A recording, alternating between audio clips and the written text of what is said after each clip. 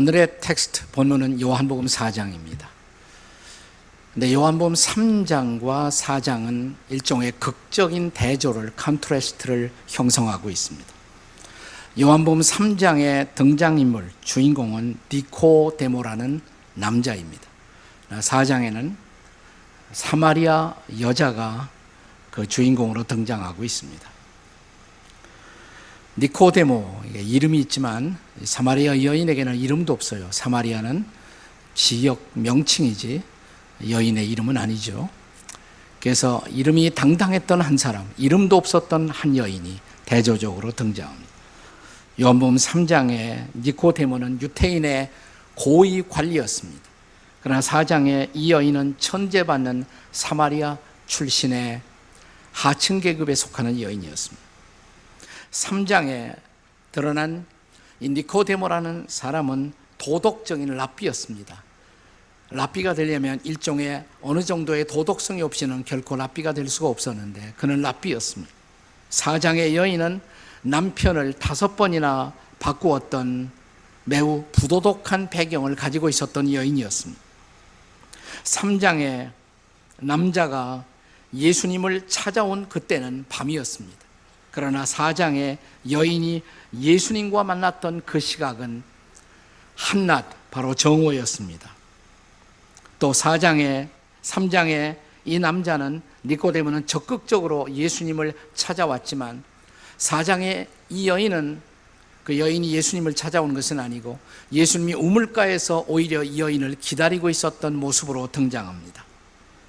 3장의 니코데모와 예수님이 나눈 대화의 타픽은 거듭남이 주제였음에 반해서 4장의 이 사마리아 여인과 예수님의 대화의 타픽은 영생의 생수였습니다.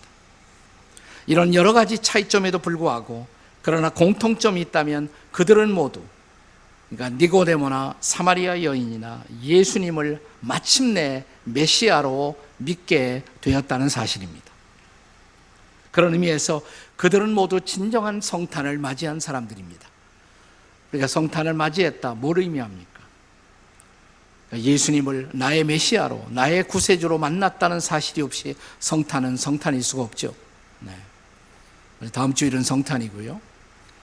오늘 오후 6시에 보니까 메시아 공연이 있어요. 네. 우리가 세종문화회관 공연을 통해서 거기서 해마다 메시아 공연이 열리지만 금년에 아주 가장 좋은 평가를 받은 그런 연주회였습니다.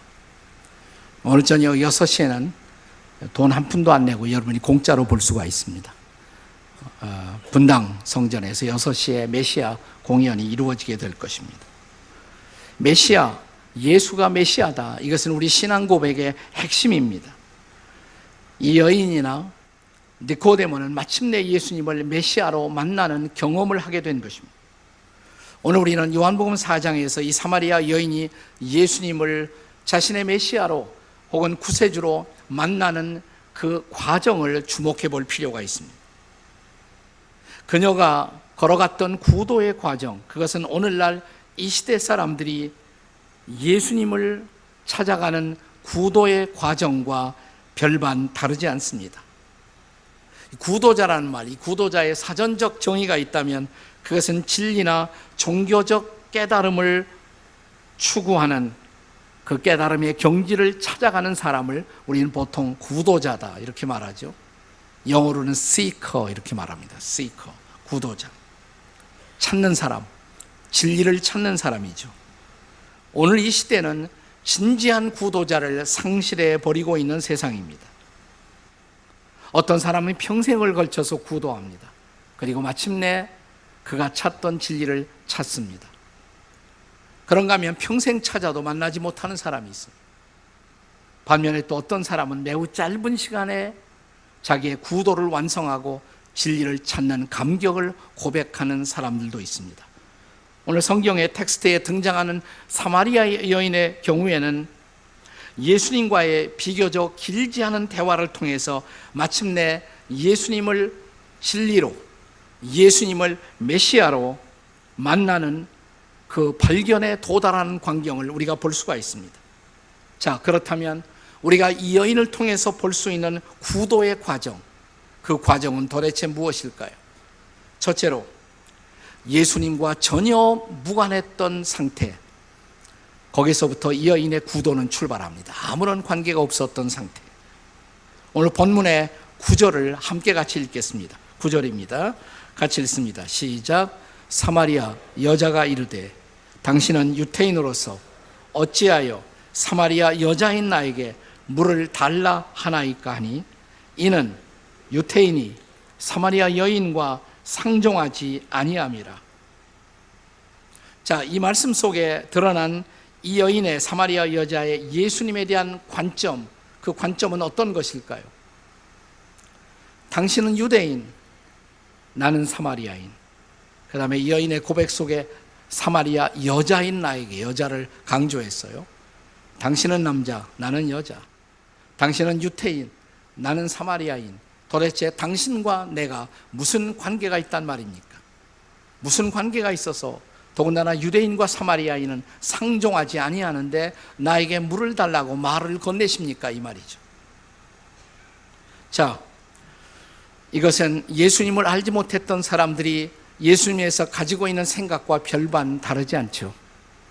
여러분이 거리에 나가서 오늘 한 사람을 붙들고 그에게 전도를 한다고 가정을 하십시다. 예수 믿으라고 그러면 상대방이 어떤 반응을 보일까요? 아마 거리에서 만나는 대부분의 사람들이 보여주는 보편적 반응이 있다면 예수는 유태인, 나는 대한민국 사람. 예수는 1세기의 사람, 나는 21세기의 사람. 예수는 예수교의 창시자, 나는 하나님 안 믿는 무신론자. 혹은 나는 유교인, 나는 불교인. 내가 예수님과 어떤 관계가 있단 말입니까? 비슷한 반응을 보이지 않겠습니까? 자, 아마도 이런 생각이 대부분의 불신자들 혹은 비기독교인들의 마음속에 나타난 예수님에 대한 관점을 대표하는 생각일 것입니다. 그러나 괜찮아요. 거기서 출발하는 거예요. 이 여인도 그런 상태에서 출발하는 것입니다.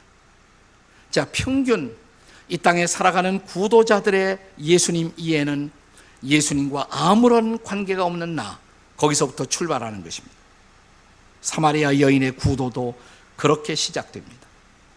자신의 생존의 문제를 해결하기 위해서 사막의 정오, 우물가에 물을 길러 왔다가 우연히 만난 낯선 한 사람에게 받았던 질문, 나에게 물 좀 주시오. 이래서 예수님과 이 여인의 대화는 시작합니다. 구도의 대화가 출발하는 것입니다. 나의 생존의 여정에서 만난 그 누군가의 우연한 대화, 그 대화가 나에게 예수라는 낯선 사람에 대한 생각을 자극합니다. 지금까지 사마리아 여자처럼 나는 예수라는 존재와 상종하지 아니하고 인생을 잘만 살아왔습니다. 그런데 어느 날 나에게 다가왔던 이 낯선 질문, 예수님을 아느냐고? 혹은 예수님을 믿으시겠습니까? 그리고 당연히 나의 대답은 나는 그와 무관하다는 대답이었습니다. 나요, 예수 관심 없어요. 이게 대부분의 사람들이 보여주는 반응이 아니겠습니까? 그런데 이 낯선 존재가 걸어온 대화 속에서 사마리아 여인의 예수님에 대한 관점은 radically, 급진적으로 변하기 시작합니다. 거기에 몇 가지 단계가 있는 것을 볼 수가 있어요. 자, 이 여인의 예수님과의 대화를 통해서 변화된 예수님에 대한 다음 관점을 주목해 보십시오. 처음에는 뭐라고 그랬어요? 나와 아무런 상관이 없는 예수.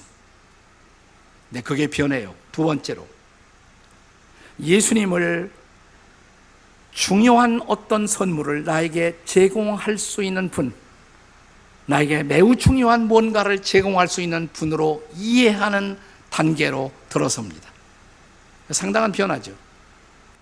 자, 본문의 10절에 자, 이 여인을 향해서 예수님이 주셨던 대답을 다 함께 같이 경청해 보십시오. 10절의 말씀입니다. 함께 같이 읽습니다. 시작. 예수께서 이르시되 네가 만일 하나님의 선물과 또 내게 물 좀 달라 하는 이가 누구인 줄 알았더라면 내가 그에게 구하였을 것이요 그가 생수를 내게 주었으리라.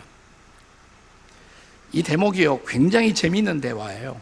아주 흥미로운 대목입니다. 다시 한번 읽어보세요. 이런 얘기입니다. 내가 당신에게 물을 달라고 그랬는데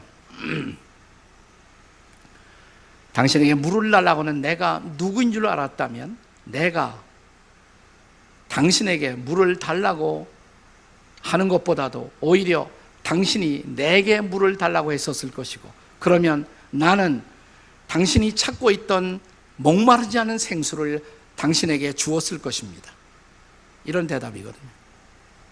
더 우습게 해볼까요? 네가 내게 물을 달라고 했지만 물을 달라고 하는 내가 누구인 줄 네가 알았더라면 네가 나에게 물을 달라고 했을 것이 아니라 오히려 내가 너에게 물을 주었을 것이다. 하나도 우습지 않아요? 네, 웃은 걸 웃은 거로 받아들일 수 없는 강팍한 마음이 상당히 문제가 있습니다.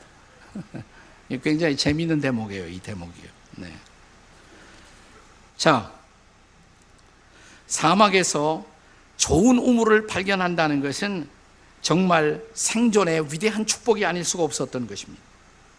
그래서 여인은 다시 반응을 보입니다. 11절의 말씀이에요. 자, 11절 말씀 같이 읽겠습니다. 시작. 여자가 이르되 주여 물기를 그릇도 없고 이 우물은 깊은데 어디서 당신이 그 생수를 얻겠사옵나이까. 자, 바로 이 대목에서 예수님은 이 여인을 위대한 약속 가운데로 이제 초대합니다. 14절의 말씀이에요. 같이 읽습니다. 14절 다 같이 시작. 내가 주는 물을 마시는 자는 영원히 목마르지 아니하리니 내가 주는 물은 그 속에서 영생하도록 솟아나는 샘물이 되리라.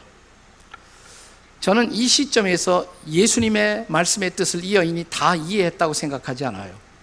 네, 목마르지 않은 생수, 내 속에서 솟아오르는 영생의 생수, 여자가 다 이해를 했을까요? 그러나 어쨌든 자, 이 대목에서 이제 여인의 적극적인 요청이 변화되기 시작합니다. 더 이상 나와 상관없는 예수가 아니에요. 15절 말씀 같이 읽겠습니다. 15절 시작. 여자가 이르되 주여 그런 물을 내게 주사 목마르지도 않고 또 여기 물길로 오지도 않게 하옵소서. 네.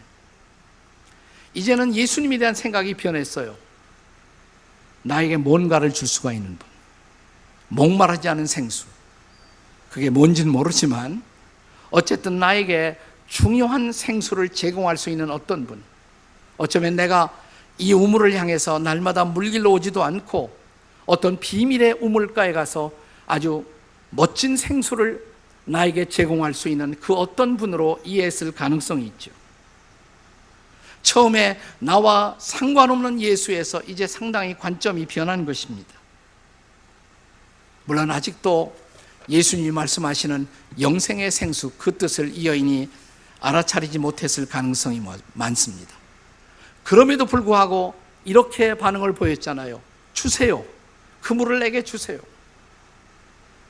내가 찾던 그 무엇인가를, something을 줄 수 있는 어떤 분, 그 something이 뭔지는 자세히는 모르지만 변했어요. 상당히 나에게 뭔가를 제공할 수 있는 어떤 분, 내가 찾고 있던 인생 문제에 해답을 줄 수 있는 어떤 분, 내 마음의 답답함을 풀어줄 수 있는 어떤 분, 혹은 내 육체의 질병을 고쳐줄 수 있는 어떤 분. 자, 이것은 아직도 성경적인 예수관에는 훨씬 미치지 못하고 있습니다만은 그럼에도 불구하고 처음보다는 굉장히 발전되었죠. 자, 이제 이 단계에서 보다 중요한 세 번째 단계를 향해서 변화됩니다. 자, 세 번째 단계, 이 여인의 예수님에 대한 관점의 변화. 세 번째는 예수님을 선지자 혹은 초자연적 스승으로 이해하는 단계에 도달합니다. 자, 15절에서 이 여인이 내게 그런 물을 주십시오 라고 적극적인 응답을 보였습니다. 근데 그러면 아마 이 여인이 기대한 것은 그 목마르지 않은 생수가 있는 어떤 우물을 가르쳐 줄 것을 기대했을지 모릅니다. 근데 전혀 기대하지 않았던 충격적인 대답이 예수님에게서부터 돌아옵니다. 예수님이 뭐라고 말씀하세요? 16절에 보시면 네 남편 불러와. 아니, 이 대목에서 갑자기 남편 얘기를 꺼내세요. 내 남편 불러와. 여인이 당황했겠죠. 뭐라고 대답합니까? 저 남편 없어요. 그러자 18절에 예수님의 이 충격적인 음성을 들어보십시오. 자, 18절 같이 읽겠습니다. 시작. 너에게 남편 5이 있었고 지금 있는 자도 내 남편이 아니니 내 말이 참되도다. 얼마나 놀랐을까요? 어머나, 어떻게 알아 저분이? 내가 남편이 5이나 있었다는 것을 어떻게 알지? 내 과거를 알고 내 현재를 아는 저분은 도대체 누구란 말이야? 그 앞에 서 있는 그분을 향한 놀라운 경의가, 놀라움이 그에게 다가오기 시작한 것입니다. 자, 이 대목 이제 19절에서 이 여인의 이제 반응을 읽어보십시오. 이제 훨씬 더 변해버린 여인의 반응. 자, 19절 말씀 다 같이 읽겠습니다. 시작. 여자가 이르되 주여 내가 보니 선지자로소이다. 아마도 사마리아 여인 자신도 의도하지 않았던 2가지 단어가 불쑥 이 여인의 입술에서부터 튀어나왔어요. 2개의 단어가 뭐예요? 주여, 그 다음에 선지자. 이스라엘 백성들의 전통에서는 아무나 주님이란 단어를 쓰지 않습니다. 정말 존경할 만한 분, 그런 분이 아니면 주여란 단어를 쓰지 않아요. 그 다음에 선지자. 아마도 자기의 과거를 꿰뚫어보는 그분의 안에서 선지자적인 어떤 놀라움을 느끼고 있었을지 모릅니다. 그래서 어떤 초자연적 은사를 가지고 있는 어떤 분, 우리 한국식으로 말하자면 아마 이렇게 내 과거를 아는 어떤 분이 등장했다면 우리는 이런 반응을 보이겠죠. 참 용하시네요. 어떻게 아셨어요? 내 과거를. 어쨌든 평범하지 않은 비범한 은사를 갖고 내게 다가온 어떤 예언자, 어떤 선지자. 그러나 아직도 이 시점에서 이 여인이 그리스도인이 되었다고 말할 수 없어요. 우리도 구도를 하다 보면 어떤 시점에서 예수님에 대한 경외감 혹은 존경심을 가질 수가 있습니다. 예수님은 보통뿐이 아니로구나. 그는 위대한 성인, 위대한 영적인 교사, 평범 이상의 비범한 영성을 지닌 어떤 선지자. 마침내 우리도 거기까지 올 수가 있어요. 그래도 이 시점에서 아직 이 여인을 그리스도인이라고 말해서는 안 됩니다. 아니에요. 이 수준에서 예수님을 이해하고 있는 사람들을 크리스찬이라고, 그리스도인이라고 결코 불러서는 안 됩니다. 아닙니다. 아직 그는 진짜 예수를 만나지 못한 것입니다. 마지막 결정적인 한 단계가 기다리고 있어요. 마지막 단계. 근데 그 여인은 바로 그 절정의 단계에 드디어 도달하는 것입니다. 자, 이 4번째 단계가 뭐예요? 자, 드디어 이 여인은 예수님을 누구로 만나요? 메시아로. 그렇습니다. 할렐루야. 예수님을 메시아로 만나는 그 단계에 도달합니다. 예수님과 대화하면서 갑자기 여인의 마음속에 아주 중요한 단어 하나가 딱 떠올랐어요. 그게 뭐냐면 메시아. 메시아라는 단어였어요. 25절 볼까요? 자, 4장 25절 함께 같이 읽습니다. 시작. 여자가 이르되 메시아 곧 그리스도라 하는 이가 오실 줄을 내가 아노니 그가 오시면 모든 것을 우리에게 알려주실 것입니다. 지금 당신과 내가 종교적 토론을 하고 있지만 메시아가 오시면 이 모든 대답을 줄 것입니다. 메시아. 자, 뭐라고 말씀하세요? 26절. 이게 어떤 드라마로 말하면 클라이맥스죠. 이제 절정의 순간입니다. 자, 26절 같이 읽습니다. 시작. 예수께서 이르시되 내게 말하는 내가 그로라. I am he. 내가 그야. 내가 메시아야. 네. 까무러쳐야 마땅하죠. 이 순간에. 보통 순간이 아니란 말이죠. 네, 절정의 순간이에요. 아니 당신이 이 구도의 절정의 순간이에요. 예수를 메시아로 만나는 순간. 자, 메시아의 뜻이 뭡니까? 메시아는 본래 아람어예요. 에라모, 시리아어입니다. 시리아어. 근데 이 단어를 그리스어로 헬라어로 바꾸면 뭘까요? 그리스도예요. 그게.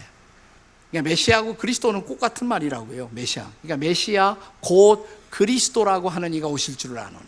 메시아하고 그리스도는 같은 말이에요. 자, 그리스도 혹은 크리스토스, 그리스도의 뜻이 뭐예요? 기름 부음을 받으신 분, anointed one, 기름 부음을 받으십니다. 구약에 보면 어떤 자리에 취임할 때 양의 뿔로 된 그곳에 기름을 채워서 기름 부음을 받고 그 자리에 취임하는 종류의 사람, 세 가지 종류의 사람이 있었어요. 누구죠? 왕, 선지자, 제사장. 그들은 이스라엘 백성들의 삶의 생존에 영향을 끼치는 가장 중요한 세 가지 지도자였어요. 왕, 다스리는 자. 선지자, 가르치는 자. 제사장, 문제의 해결자. 특별히 죄 문제를 해결하는 것. 하나님과 우리 사이에 중보자로서 죄 문제를 해결하는 자. 그러나 이스라엘 백성들의 역사는 끊임없이 왕에 대한 실망. 마치 우리처럼 정권이 바뀔 때마다 우리는 새로운 희망을 갖잖아요. 그리고 정권 말기가 되면 실망했다고 난리를 칩니다. 지금도 그렇잖아요. 선지자, 이스라엘 백성들은 수많은 가짜 선지자를 경험합니다. 왕에 대한 실망, 선지자에 대한 실망. 그리고 제사장들, 우리의 문제를 해결해야 할 사람들이 자기 문제를 해결하지 못해 허덕거리는 모습들을 봅니다.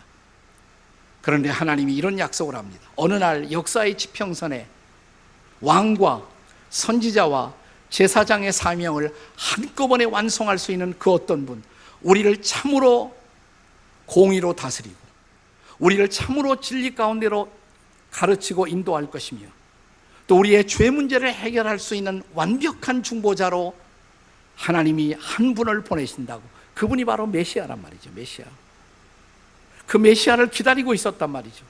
근데 예수님 뭐예요? 내가 메시아라. 내가 메시아. 네, 놀라운 순간이죠. 여러분, 우리가 보통 예수님을 가리켜서 예수 그리스도 이렇게 말합니다. 근데 여기에 기독교의 모든 메시지가 다 들어있어요. 예수 그리스도. 여러분, 그리스도는 예수님 이름이 아니에요. 예수님 이름은 예수예요. 그리스도는 타이틀이라, 타이틀. 사명적 타이틀이에요. 자, 보세요. 저를 가리켜서 사람들이 이동원 목사라고 말합니다. 목사가 제 이름이에요? 아니죠. 제 이름은 뭐예요? 혹시 아십니까? 이동원이에요. 이동원. 자, 예수님의 이름은 예수예요. 근데 어느 날 사람들은 그 예수가 그리스도라는 것을 발견하는 거예요. 예수 그리스도. 기독교의 핵심 진리는 바로 그것입니다. 예수가 그리스도이십니다. 믿으십니까? 자, 이 놀라운 고백을 했던 또 한 사람이 있죠. 신약 성경에 예수님의 제자 가운데 으뜸 가는 제자 베드로. 3년 동안 함께 생활하다가 마지막 예수님이 그들과 작별하기 전에 최후의 졸업시험을 내시죠. 야, 사람들이 나를 누구라고 하니?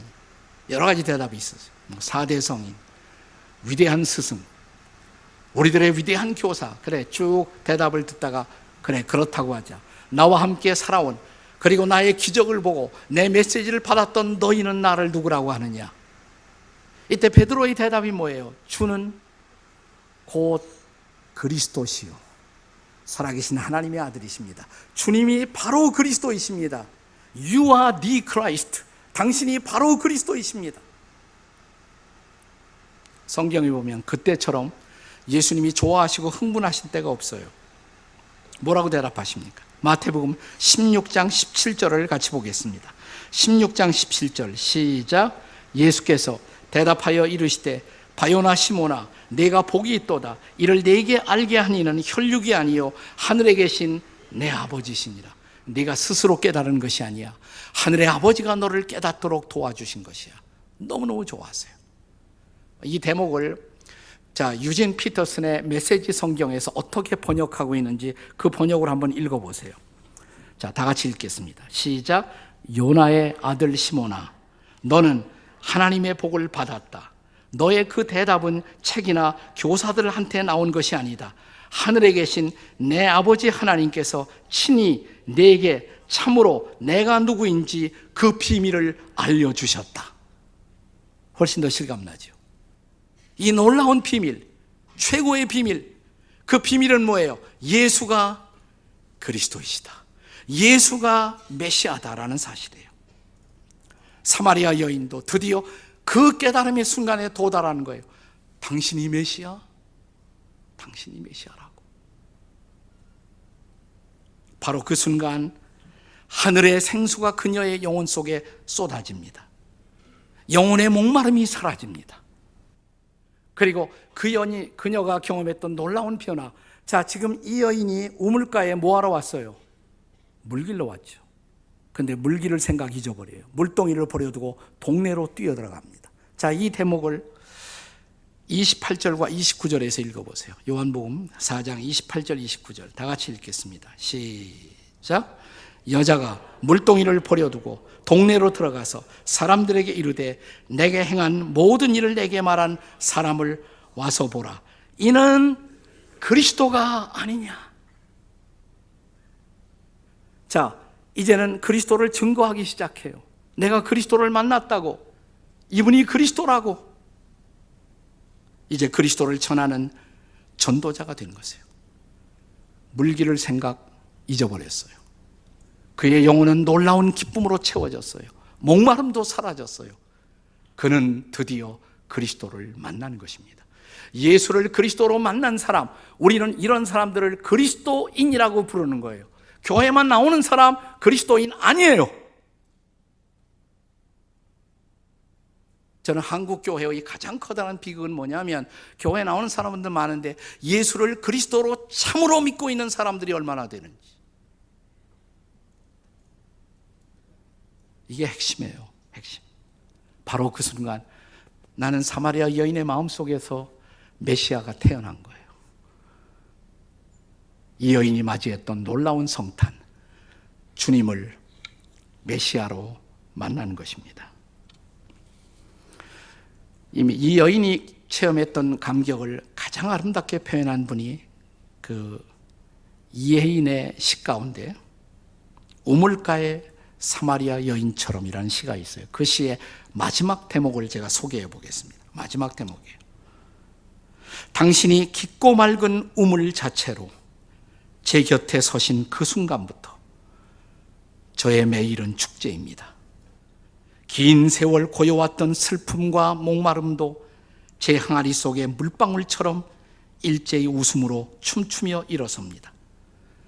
당신을 만난 기쁨이 하도 커서 제가 죄인임을 잠시 있더라도 용서해 주시겠지요. 주님, 당신을 사랑하는 기쁨은 참으로 감출 수가 없습니다.